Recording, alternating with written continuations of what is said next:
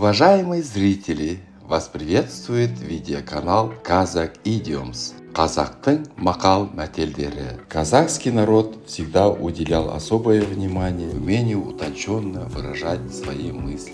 Видеоканал Kazakh Idioms приглашает вас на просмотр видеороликов о поговорках и пословицах, которые веками использовались в разговорной и бытовой речи казахов.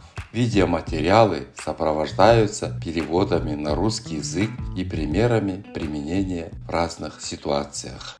Представляем вашему вниманию следующую казахскую поговорку.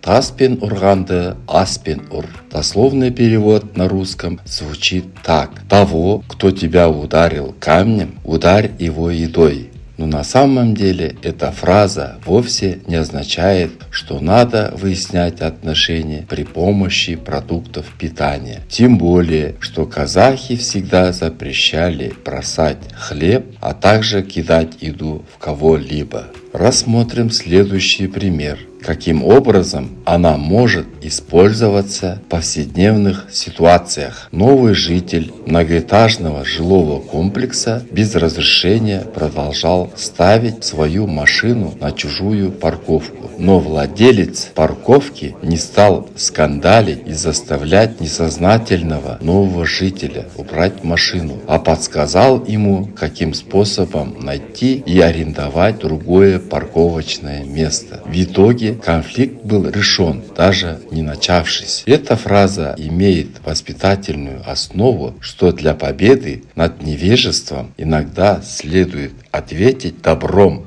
на плохой поступок. Таспен урганды аспен ур. Надеюсь, что эта поговорка поможет лучше понять казахский менталитет. До новых встреч, сау болыңыздар!